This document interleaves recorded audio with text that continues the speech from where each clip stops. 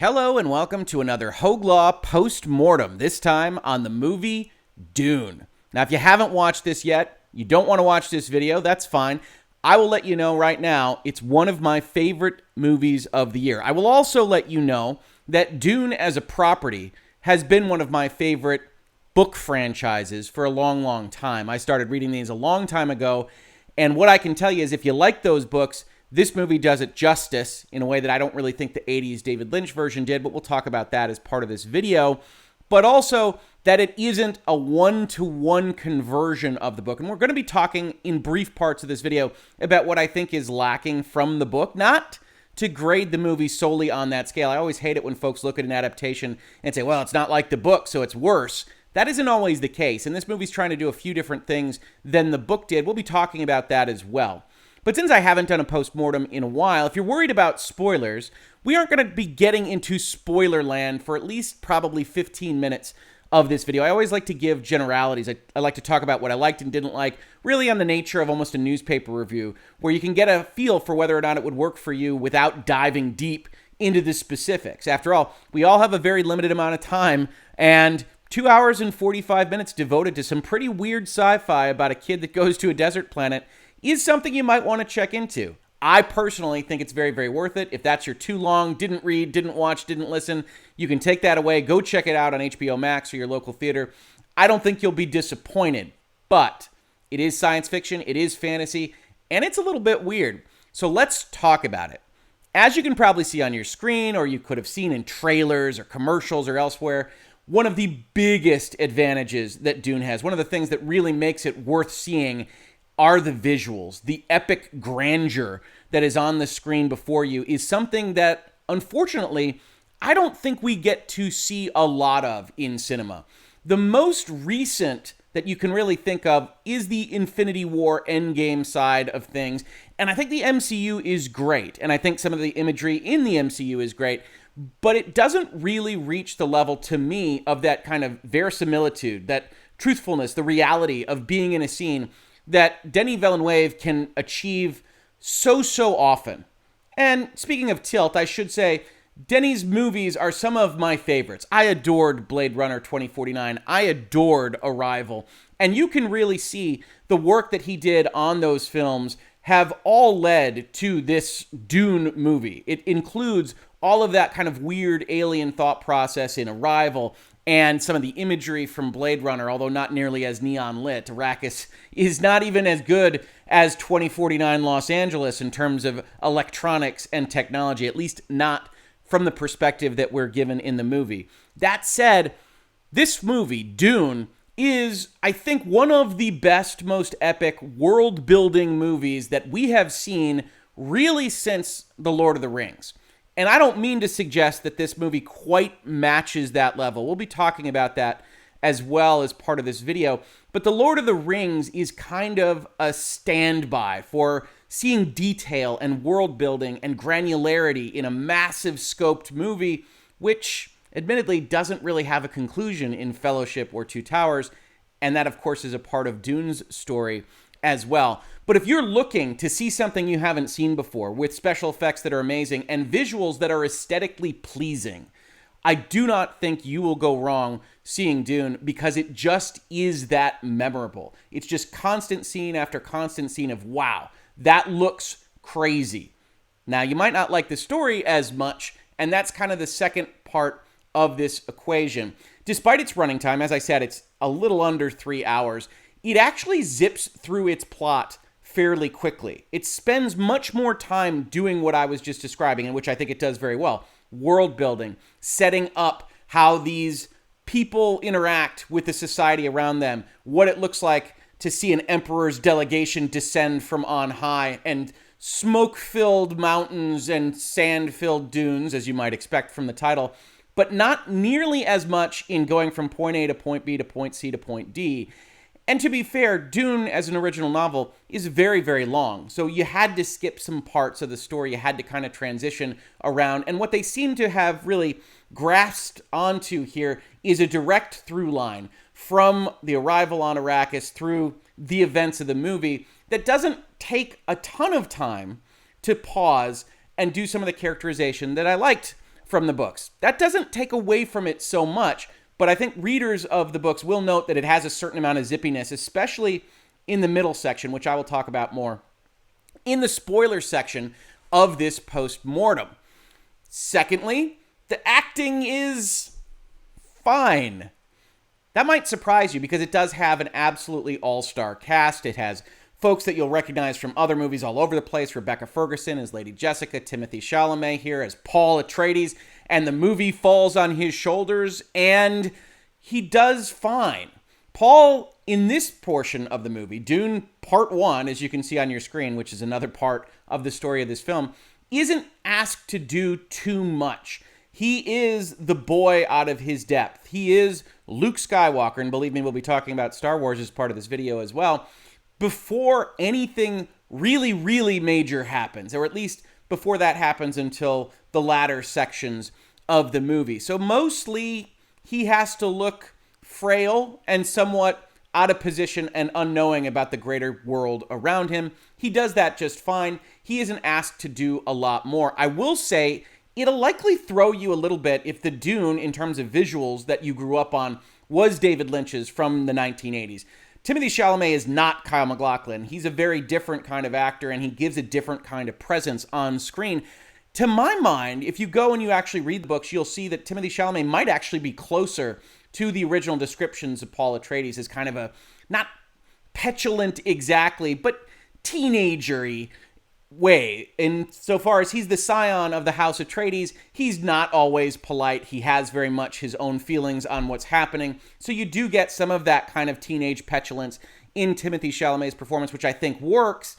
Whether or not kind of the strength of character there will ultimately come out is something that really doesn't have to be answered here in Part 1. And I think he's got that in him, but it doesn't really pop out in this film. Similarly, most of the other big-name actors, Rebecca Ferguson, Oscar Isaac, they aren't asked to really go too far outside their comfort zone. Lady Jessica has to be the mother figure. Duke Leto has to be the father figure. And as things and events progress through the movie, they do what is expected of them without, to my mind, adding to a kind of grandeur of the film itself. Dune is carried by its visuals and its world and its ornithopters and its harvesters, its carryalls and its sandworms, and not so much on the character interactions, the personalities at play here, at least in movie form. And I think some of that is lost. I think it's a different kind of vehicle than the book, so I don't really mind it that much. Your mileage may vary. One of the standouts in terms of acting, not that he is really going outside his comfort zone too much, is Jason Momoa, who, as Duncan Idaho, has been tasked with playing what amounts to Han Solo in this movie. And that's part of the story as well. You might have heard that George Lucas in Star Wars was massively informed by Dune. Dune, of course, being a desert planet, Tatooine being so prominent in the Star Wars mythos. Here in this film, they really have taken Aquaman, Jason Momoa, and put him in the full kind of Han Solo veneer. You can see a number of scenes where he lands his craft and there's hugging, where he really has that kind of charm and charisma and persona. He does a very, very good job with it, but it was an interesting take on the character, and you see it throughout. Star Wars is a part of the story of this movie, not because it is as goofy or as serial as those Star Wars films, but because although Dune informed Star Wars, now Star Wars is informing Dune. So you see all of these scenes of, as I said, Jason Momoa coming out of his craft. When you see Paul actually pilot an ornithopter, you will get all of these kinds of hand motions and flicking switches up above him. That is so reminiscent of the Millennium Falcon. And there's one scene that I'll talk about in the spoiler section, which is just so Star Wars that it almost feels like you have seen it before, even though you really haven't seen anything like it in the context that Dune provides. So if you like Star Wars, you will get a handful of beats that are so reminiscent of that film without a lot of the zaniness and the comedy. But it does fly a little close to the sun in some spots. Which leads me to the elephant in the room. There is no ending to this film. If you didn't follow the production of the Warner Brothers Dune movie, you might not have known that this was only ever planned to be the first half of the book Dune. And unlike something like The Lord of the Rings, where the Fellowship of the Ring separates from the Two Towers, separates from the Return of the King, in reasonable places that you can kind of end a story and then start the next one. And Peter Jackson did a great job with that in the early 2000s. This movie just kind of stops. And that might bother some folks, especially because behind the scenes, separate from what's on the screen, Warner Brothers didn't film these two things together. Lord of the Rings was famously filmed all at once. You knew that you were going to get the next one and then the next one because they were in the can, and obviously once they were received so well, it was a fait accompli. But this movie was basically made by Warner Brothers, only made half of the story in full, and then said, we're going to see how it plays out in the marketplace. Now, in terms of Denis Villeneuve, I can understand their reticence. He made Blade Runner 2049. I told you it's one of my favorite movies. I think it lost hundreds of millions of dollars for the studio. For whatever reason, his films, as great as they are to my eye, haven't connected with mass market audiences. So I don't blame a studio for saying, all right, we'll fund something this big. And when you go and you see Dune, you'll see the money on the screen for you to enjoy. But we're not going to go so far as to give you part two. The problem I have with that fundamentally is I don't know that they marketed it properly that way. I had so many people coming to me and saying, hey, I'm just finding out now that this is part one. One of the very first things that the movie hits you with is showing that it's part one, even though if you just clicked on it on HBO Max or you just bought your ticket to go see it, as far as I know, it's only ever called Dune to the outside world. So it's a bit of a, this is just part one, so you know. And when you roll into the ending, they do their best to kind of cinematically use the music and hint at greater things. And wow, we're just going to go forward from here. But it's not quite as conclusive or as nice as even something like Fellowship of the Ring, which, in order to get into more specifics, we would have to go into the spoiler section of this review. So, end of the day, I think it's something to me like 4.5 stars out of 5. Would be 5 stars, honestly, if I knew that a part 2 was going to come in any reasonable amount of time. If it was in the can and it was coming next year, great. If it was even greenlit right now, that would be great. The fact that they haven't done that so far is off-putting because I want to love this movie. I have no idea whether this is the only portion of Dune that I will get, or if it's not, when that next portion might come. Building a sci-fi movie like this is not like doing the second part of a movie like It, right? Where it announces that it's chapter 1 and then chapter 2 is coming relatively shortly. This is a bigger, grander enterprise with more pre-production and more special effects and everything else. I have no idea how old Timothee Chalamet will be in terms of difference from when he filmed this movie to when he films part 2, provided that it is in fact greenlit. And that does give me pause. But in terms of my time and whether or not I enjoyed it, the acting doesn't really take away from anything, just like it doesn't in Star Wars. The world building is king, and there's a really interesting story with that world building, with the conflict between the houses. If you liked Game of Thrones before you didn't, it might be worthwhile for you to check out as well, because it does have some of that conflict and learning about the way that the houses are structured. Very, very interesting. And ultimately, it's masterful. The music, I have to say, is very, very memorable. Whether or not you like it, I would be willing to bet is going to be a half and half proposition. It is absolutely crazy music in many, many places. It is not a traditional score. We've used Lord of the Rings as a touch point in a couple places. It is not a beautiful melodic opera. It is discordant. It is indignant. It is interesting. And I think it works for the film that has been presented here. But reasonable minds can differ, as we like to say here. And I'd be very interested to see what your take is on it, because I think an entire song is made out of whispers at one point in the movie, which was very, very interesting, but also very, very odd. So what you have here is a visually masterful film, the kind of which we don't get often enough, set in a fantasy sci-fi environment with a fantastic world building, telling an interesting story with gifted actors not really stretched beyond their limits, but which frankly doesn't have an ending. As I said, if Warner Brothers had started production on the next part, don't think I would have any issues. But like waiting for that next episode of a Netflix show to drop, or making sure that a serialized television show actually has a finish before you start, I can't tell you you're wrong if you say, I'm going to sit back and wait to make sure that this thing finishes in a satisfying fashion. But I will also say you will be missing out, because this movie is really, really good. That is my non-spoiler review postmortem of this film. When we come back from a short break where I'll let everybody else that wants to go check it out on HBO Max or in their theaters get out of this video, we'll be talking about the plot kind of point by point. I'll also be talking about exactly what things from the book I felt were missing and maybe could have been better realized on the screen. Again, no movie is perfect, and Dune isn't any different, even if I do think it is one of the best movies of the year. So if you haven't seen it and you want to save yourself from spoilers, I will see you on the other end of your checking out the film. For the rest of you, it's spoiler territory time. So let's get into it. I'm going to try not to just talk about the books, as I said, because these are different mediums, and the movie stands on its own, trying to achieve something different than the books were. That said, there are a few areas where I wish the movie would have focused a bit more, maybe captured some of the flavor of the novel itself. So one of the really cool things that the book does, if you aren't familiar with it at all, is at the top of each chapter, it has this kind of found footage quote from some book or some scripture or something along those lines that is clearly written from the future of what you will be reading about in terms of the present day. And it basically tells you beforehand what's going to happen. So when you're talking about Muad'Dib, when you're talking about the Kwisatz Haderach, and I know I'm mispronouncing, and will mispronounce a lot of this terminology, so I apologize in advance. I learned it while reading. That's the way it happens.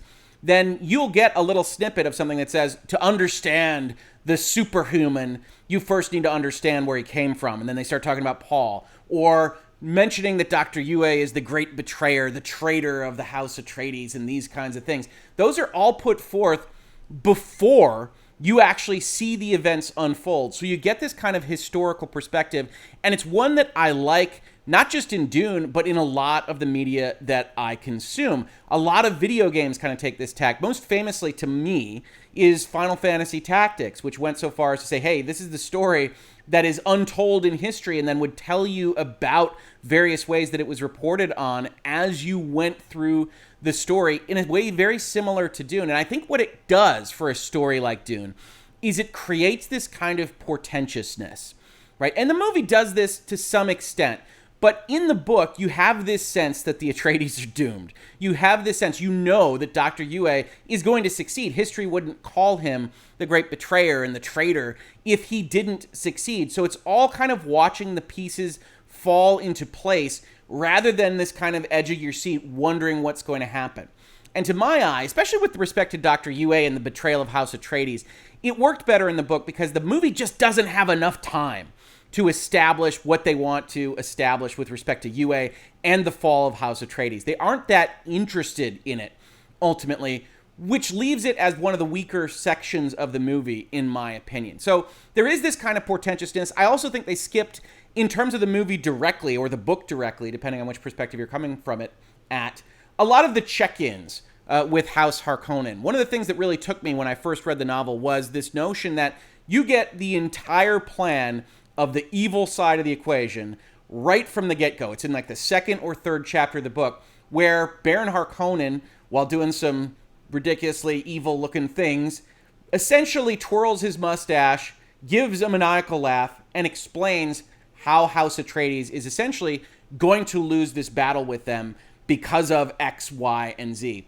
And I always really liked that, because that chapter established exactly why it was a problem for the House to get Arrakis. It established exactly how Harkonnen and the Empire and the other houses were dealing with this. You have some subplots about who's withholding spice and who's collecting all this, and exactly how bad it's going to be for Duke Leto and House Atreides. And ultimately, that all goes by the wayside in the movie. You don't kind of get that understanding. And similarly, you lose the understanding a little bit that Duke Leto, Oscar Isaac, the head of the house, knows this is a trap. There's a discussion in the book where he says, yeah, I understand it's a trap. We have to go in. You spring the trap, and we're going to find a way around it. And we're going to find a way around it with the Fremen and Desert Power and all the stuff that you do see pop up in the movie. It wasn't hit as much as I would like, because I really like that sense of doom that is kind of over the entire first section of the book Dune. And I think it's achieved with tone in the film. I'd be very interested if you aren't a book reader and you watch this movie, what you think of that. So leave a comment to this video to let me know, because it's very difficult for a book reader to kind of separate out their own knowledge of things. I went back and watched it a second time after I watched it the first time to kind of check through exactly how the plot line proceeds, trying to imagine that I don't have the knowledge that I do about the behind-the-scenes stuff. And I think that's where it kind of was uncovered that the movie does a cool thing, which we're going to talk about when we get into going over the plot line in at least some level of detail. But before we do, outside of the portentousness, one other aspect of this, and this was really raised quite vociferously by another viewer in my family while we were watching it last night, is the notion that the movie has lost one of the subplots of some importance, which is this notion of love and love changing fate and love powering over conditioning and rules.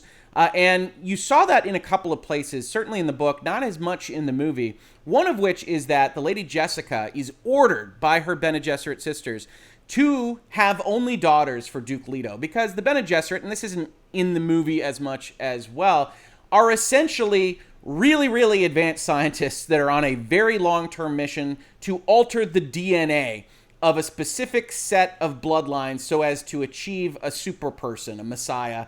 And you get a little bit of that.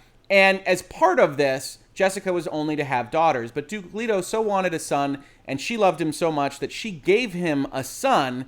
And it's that act of love, and potentially a bad act at that, that leads to the events of Dune and the existence of Paul Atreides. Similarly, Dr. Yue, who is the betrayer of House Atreides, has within him imperial conditioning. And one of the plot lines that's lost in the movie, because again, 2 hours and 45 minutes, a long time, not enough time to hit everything in a book as massive as Dune, is that when you get to Arrakis with the Atreides family, one of the things that happens is they see sabotage everywhere, they start investigating, and they start to come to the understanding that there's a traitor in their house, and they're going to suss them out. And one of the people that they just don't even look at is Dr. Yue, because he has imperial conditioning that is going to prevent him from acting against the folks that he works for. And so when he actually betrays them, it comes down to, why did that happen? And it's because of the love for his wife. Now, that comes out in the movie. He says, hey, they've got my wife, and as a human being, we can understand that. But we can understand it in the normal context of your average CBS cop procedural. Oh, they have my wife, sure. Then you're going to do some stuff because she's being held hostage. And you can understand how the movie makers get to that section and say, yeah, okay, that's enough. We understand this person loves somebody, they have that love, and so they're going to use it against him. But you don't get into this conversation about how that could defeat imperial conditioning, or how the need for vengeance even to get back at Baron Harkonnen and to use Duke Leto as the method that Dr. Yue wants to try to do that is also sufficient to overcome that imperial conditioning. Why? Because I don't believe the words imperial conditioning appear in the film. So you're lost a couple subplots, and I think you're probably losing more that maybe I haven't even identified, which of course, if you've seen some, you can leave in the comments to this video, that relate to something off the direct path from the film, right? The film is very interested in Paul's journey and following him very much as a perspective character through everything that happens, and everything happens outside of his sphere, you're not going to get a lot of extra detail on. So Dr. Yue doesn't get fully explained really in the movie. And that middle section is the weakest because of it. You don't really get a handle on the city that they've landed on. You don't get a great sense of the time they've spent there. You don't get a great sense of exactly what they were doing to try to find a traitor. You mostly just get the understanding that everybody in House Atreides security is terrible at their jobs. Paul is almost killed. Leto is killed. The city falls. All sorts of bad things happen. And what were you doing, Atreides? They say you have the best troops, but as best I can tell, nope, didn't work out so much in the movie. And I think that you could potentially, if you don't love the books and the franchise that I do, watch it from afar as a third party and say, wow, that'll happen pretty quick. And mostly the Atreides kind of look dumb as part of all of this.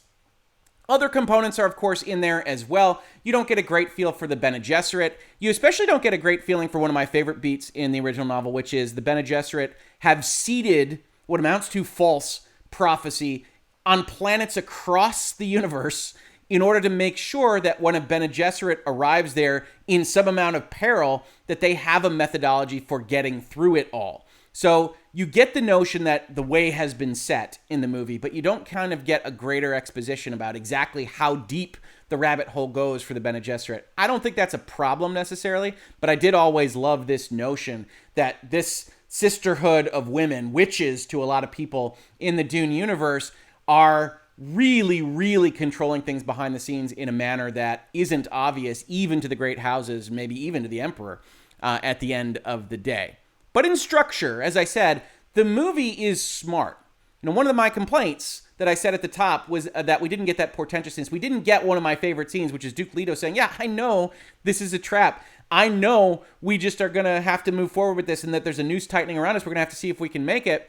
And the movie gives you lines where if you're a book reader or you're otherwise aware of things or just really hyper aware of the details that they've given you, can lead you to believe that the status quo in the books is just happening. It's just off screen.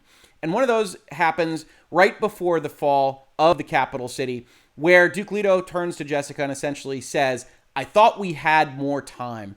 And I think that really does convey this notion that Leto knew this kind of thing was going to happen. He knew that he was being set up. He knew that maybe even in the back of his head that the Emperor was going to come after him, at least in movie land.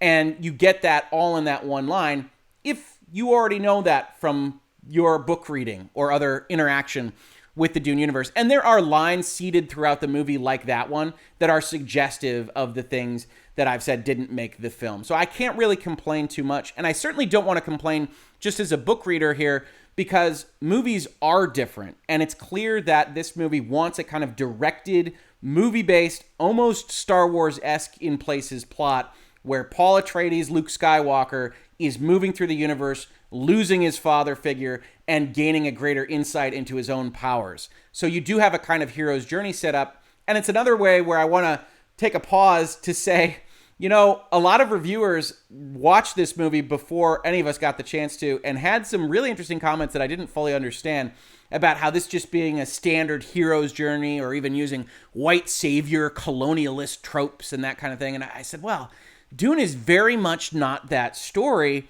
But if you're just watching this movie and you get to the end, it looks like that. It looks like it's a standard kind of heroic trope movie. So I can't really blame the reviewers for that. It does kind of also add to that equation where I say, I wish they didn't have to split it up this way, or I wish that there was at least a guarantee that you were going to get to see the second half, because Paul's journey is maybe not what you wind up thinking it is. And that's an interesting part of the story as well. And I'm not going to spoil the second half of a novel here. We're only spoiling the movie. But it is greater and grander and more interesting than I think it would lead you to believe by the time the credits roll on this film. So, with that said, with the book disclaimers out of the way, let's just talk a little bit about what happens in this movie, how it's directed, and how the story in the movie makes sense, even if that middle section, I think, has a few flaws. So, in movie land, we get Chani. Okay, I'll take another pause here. I know I promised we were to go into the plot now at this point. Chani is hilarious to me because Zendaya, very, very famous actress, very popular in a lot of films, is very much a part of the marketing for this movie. Warner Brothers knows what they have with Chani and Zendaya, and they got her out front. She's in Fortnite, for God's sake. She might not have even appeared in this movie, realistically, outside of visions that Paul has, if they would have cut off the movie where I probably would have cut it off. So Chani and Zendaya is almost a red herring. It's almost like Alfred Hitchcock and Psycho advertising someone that isn't in the film. I found that very interesting. If you're a big Zendaya fan, you might find it upsetting because she's not in the movie. So I can't grade her acting or otherwise. I have no idea how many days she was on set, but it seems like it could have been handled within a week of what she would have needed to do for this movie. So outside of that introduction, which we're going to talk about in just a second, there is almost nothing that she's in, and certainly she isn't needed for the plot of Dune Part 1. But the movie does start with her, probably because she isn't in the rest of it, talking about Arrakis, talking about how it's ruled over by outsiders, by others, from the Imperium. In that case, House Harkonnen. And yes, I know I'm going to pronounce this wrong. It's been Harkonnen in my head forever. The movie pronounces it Harkonnen. It might come out both ways as I talk about it in this video. I apologize in advance. I've said Harkonnen my whole life. So they say the Harkonnen have been here forever, and then all of a sudden they disappeared by imperial decree. And her last question is really kind of the mystery, if you haven't read the books, that kind of puts you through the first act, which is why did they leave? Why did the Emperor make this decision? And who's going to follow them? Who will our next oppressors be? I believe is the way she phrases the question. And then that leads into an introduction to House Atreides, which in movie parlance is these are the people that are going to take over Arrakis. Before anything else is told to you, you know that from Chani asking the question, and you know it from then being introduced to Paul and the Atreides. So why did the Emperor do this is kind of your entry point that the filmmakers have given to you, that this is a trap, that this was a weird set of events, that the Harkonnen just left and nobody knows why. Unfortunately, from perspective land, Chani and the Fremen wouldn't necessarily know why the Harkonnen were asked to leave anyway, so it's not the perfect way, in my opinion, to introduce the notion that this is really, really odd.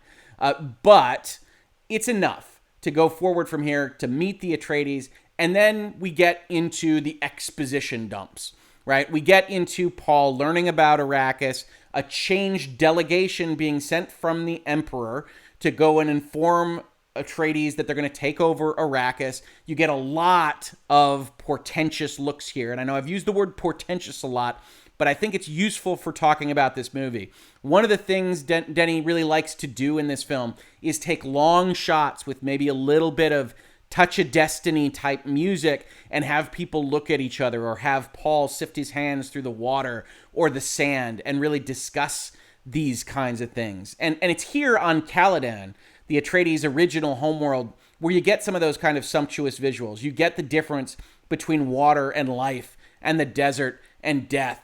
And it's really well done in this movie, even though you're now watching essentially 10 minutes of exposition. You're watching a school lesson about the planet and about what spice is. Chani's prologue is about who Arrakis is, how the planet works, the spice that you can see on the air, the fact that the Harkonnen were there and they left by imperial decree. It's all exposition, but for one small bit of a scene between Jessica and Paul where they also give you exposition on the voice and on the Bene Gesserit powers, but at least in a playful way, where Jessica says, get this water from me, Paul, and Paul can't really do it. And he has a great line, I think, in terms of a petulant teenager saying, "Hey, Mom, I just woke up," where you can hear every teenager you've ever met saying the line in just that way, that I thought was nice and grounding for what is a very unusual scene and set of affairs.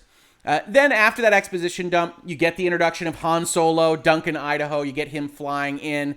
You get Duke Leto with a great graveyard discussion, which I don't recall from the books. If it is in there, somebody can remind me, where Duke Leto is fleshed out. They talk about kind of the heritage of the Atreides family, and it has one of my favorite themes, especially if you've seen some of my prior postmortems, you know this about me, of kind of the mantle of leadership, what it means to take on a name, to be the scion of a leader of any kind, Lion King, Macbeth, Hamlet, whatever you want to talk about these kinds of things. I love that kind of mantle of leadership burden, and you get it writ large. You get reference to the sigil ring, which will later come up in the movie, of course, and you get Paul saying, I'm not sure I want to be the head of House Atreides, and Duke Leto saying some really great stuff about, I'm not sure that I wanted to be, but that's part of being a leader. And I think it's a really nice scene, and especially in terms of visuals, it's got this great aesthetic, soft lighting.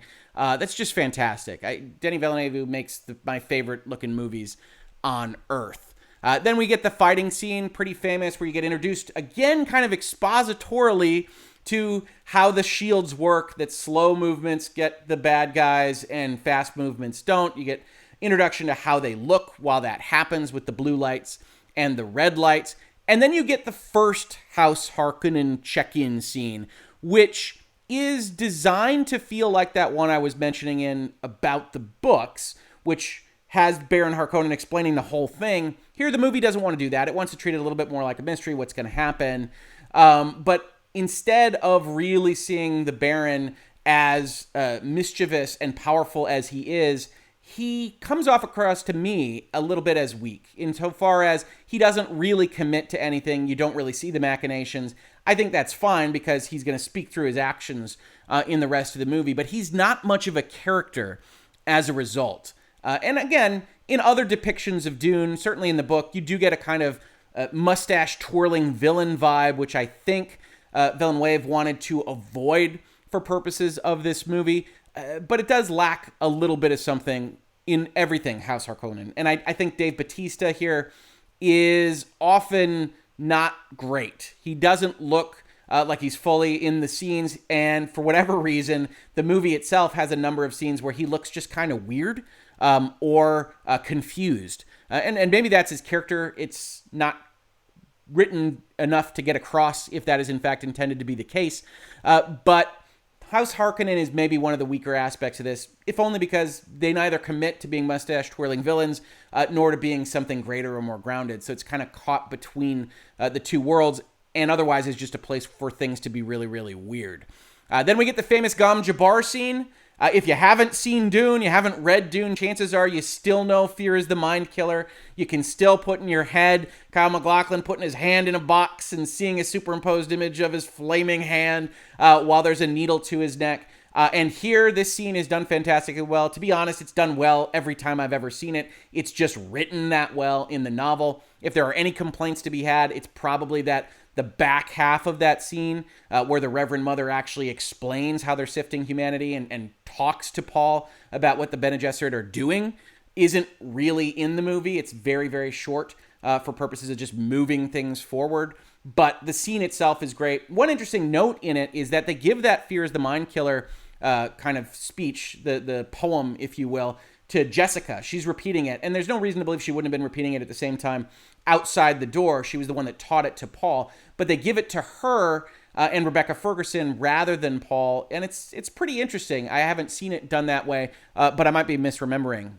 So I thought that was intriguing. The scene was great. The Reverend Mother essentially looks like something out of a Halloween movie. She almost has a zombie-like look, especially when she uses the voice and it comes across as kind of monstrous. Here's where you also get the Whispers music that appears to be the Bene Gesserit theme, which is just crazy music as Jessica tries to talk to the Reverend Mother about what's going to happen to her and Paul. It's also in that Gom Jabbar scene that Dr. Yue is introduced. He doesn't do much of anything except to prove Paul. And you get the notion that, well, we're not really going to deal with Dr. Yue very well. After all that's done, you get some really great kind of tonal, lyrical scenes of the family leaving Caladan, Paul putting his hand in the water, leaving this lush, verdant paradise by all looks to go at the Emperor's directive to this desert hellhole. And that's where they arrive, whereupon they find that there are already people chanting at Paul because the Bene Gesserit have laid the path for them. And Paul is unclear as to what all that means. You don't get a lot of insight into Paul's thought process as he works through people chanting at him. It'll come up a little bit towards the end of the movie. But again, in this film, you don't really get a great deal of insight into Paul as a person. He is a fairly standard hero type character going through a very interesting world. Then we get to the weakest part of the adaptation to me, where you don't get what I've talked about before, a lot of depth of the city, the inhabitants. You have like one or two scenes that talk about the trees and talk about the folks outside in one or two lines, but you don't get the family kind of settling in. You don't have some of the scenes with Mapes putting furniture around and dealing with. You get a short kind of introduction to her with Lady Jessica, but it just isn't as impactful as I would want it to be. It doesn't lead into a hunt for a betrayer kind of plot line. And then you go back to the Harkonnen. So you do have a couple of check-ins here, and this is where the Bene Gesserit come in. This is where you realize that the Harkonnen are going to use the Sardaukar and the Empire. And in the book, it's pretty detailed. They're going to wear Harkonnen clothes, so it's not clear that the Emperor's on their side, etc., etc. I don't know whether that comes across in the movie, but I think the Bene Gesserit being there with Baron Harkonnen, talking about these things, does get you to a place where you understand that all the chips are stacked against the Atreides. And this is where, like I said, if you like Game of Thrones, this is where it starts to feel, especially in the way that the movie portrays it, as if all of these folks are conspiring against the Atreides specifically. And we do have a line in the movie about how the Atreides are very popular among the Landsraad. And whether or not that comes across to a movie watcher, I don't know. I don't know the why of it. If that comes across to a movie watcher, that Atreides is essentially very, very popular. He's the kind of leader that could take out the Emperor if he had enough desire to do so, because the other houses are behind him, and that this is a step to make sure that that doesn't happen. Let me know if that comes across to you, because that's one of the more important beats to me. And it's clear that people have allied against the Atreides. I'm not as sure it's clear as to why. After that, we get one of my favorite action scenes, maybe in movies this year, which is the Harvester rescue. And I love ornithopters. It's just, you make me a dragonfly spaceship type thing, I'm just going to love it. And I think the rescue is very great. I think the action is great. You see the heroism of Duke Leto. You get Paul really exposed to the spice and having massive visions for the first time. You get some great sandworm action and just kind of the hint of a sandworm. I think one of the really smart things that this movie does is it keeps the sandworms hidden until the very, very end. And so it has this kind of Jaws effect. You just see the sand kind of moving. And you also get the notion that it's far, far bigger than the sandworms you've seen in other depictions. Much bigger than the ones in 1984, I believe was the year that the David Lynch version was made. And like I said, I think it's a great scene. It's quite long and longer than it probably needs to be. And to my mind, maybe not as necessary as some of the stuff with Yue and the city could have been. But it's a different movie than what I would have made. I'm not the director. God knows, if I had directed this movie, it would look a lot worse. I do not have the skills that Denis Villeneuve has. So definitely watch his version and not whatever I might put out. But I would have liked to have seen more with the people in the city and the folks living there before the fall of the city. And maybe shorten some of this stuff, even though, as I just said, it's a fantastic action scene. Liet Kynes is fine. She's primarily introduced as something of an expository dump as well. Here's how this works. I'm an envoy of the Emperor. Here's how we harvest. Here's how they're moved. Oh no, we have to rescue it. And then later on, I'm going to help take you to what should be a place of refuge, which maybe isn't as much as it should be. Paul has continued to be haunted by visions. And then with just that, which is a tremendous amount of world building for a modern movie, we go straight into the betrayal. And it was so abrupt that I thought, this is interesting. I didn't realize that we were going directly into Yue moving against Leto and the invasion of the city when it happened. So I found that to be a little bit abrupt to me.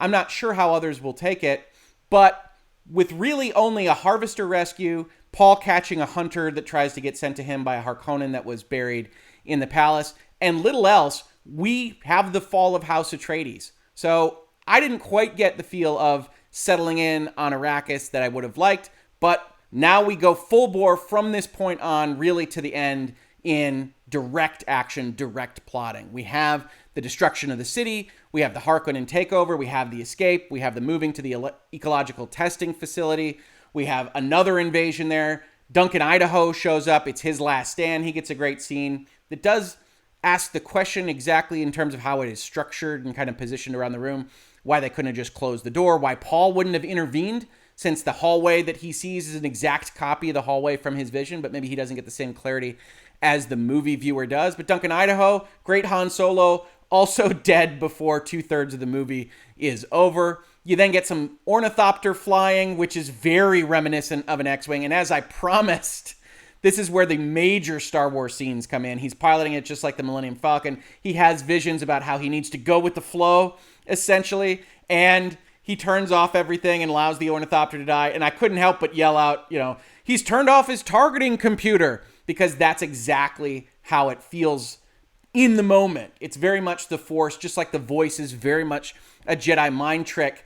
And there's nothing wrong with it, but it gives you this sense of deja vu. I have seen this before.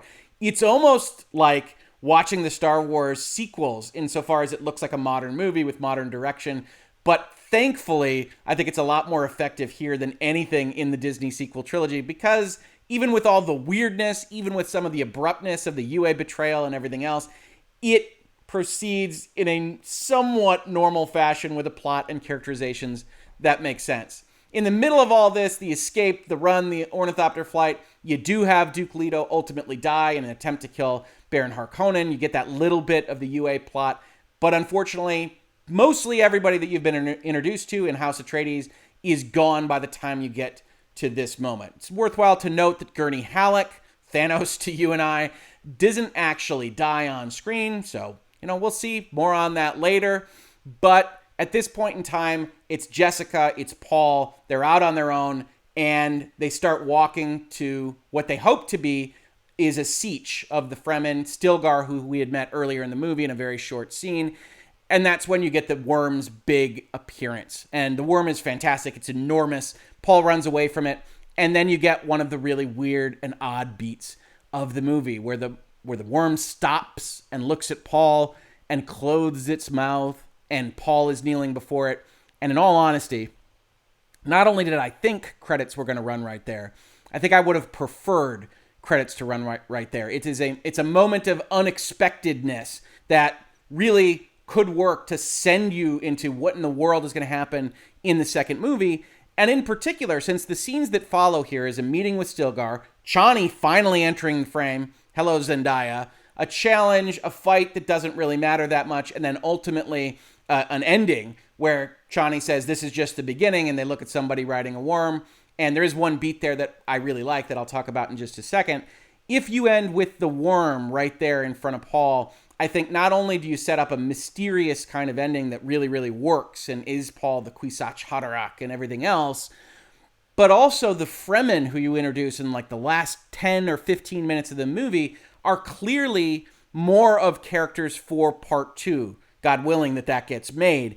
And I think by putting them right here at the end, yes, you made sure Zendaya could get in the movie, but you've really kind of taken what amounts to the prologue for part 2 and put it at the end of part 1, when if you've got him in front of the worm, stopped in front of him, if you start part 2 there and then you have exactly the same stuff happen at the beginning of part 2, I personally think it would have worked better.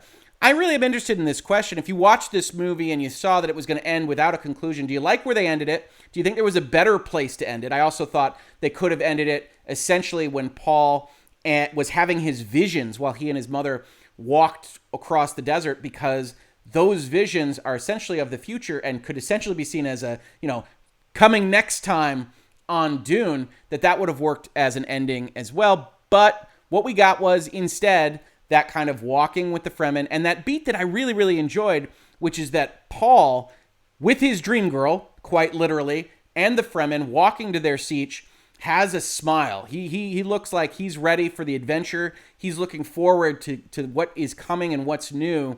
And then it goes over to Jessica, who's smiling.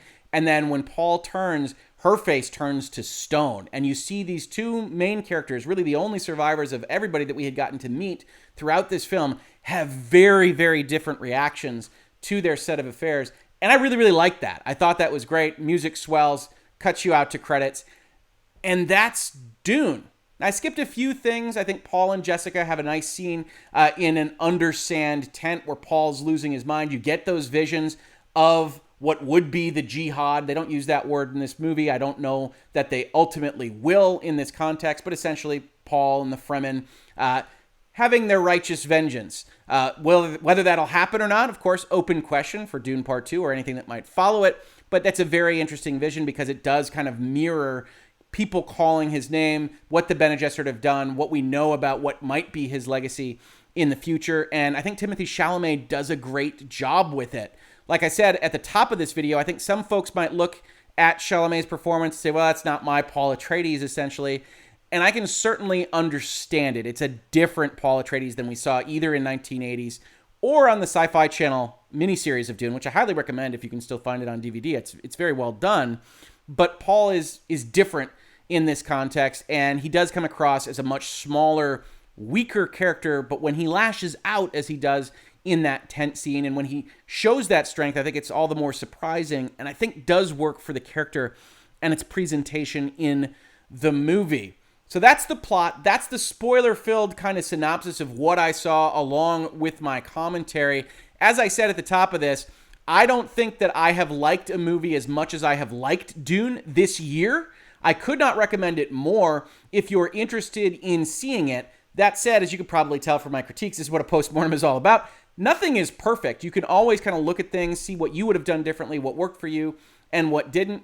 And while I might have changed a few things, realistically, I can't imagine a version of Dune that I enjoyed more than this one. So, if you are interested in the movie, check it out. Hopefully you checked it out before we got into the spoiler discussion. If you aren't, if you're waiting for part 2, I can't blame you there. Otherwise, leave a comment how you felt about the movie, how you felt about what I said about the movie, and whether or not you might be interested in some live discussions of these kinds of things, because I have been thinking about doing those as well. Thank you so much for checking out this postmortem with me. I hope you very much enjoyed Dune, and I will see you whenever is the next time that I do one of these. Thanks so much.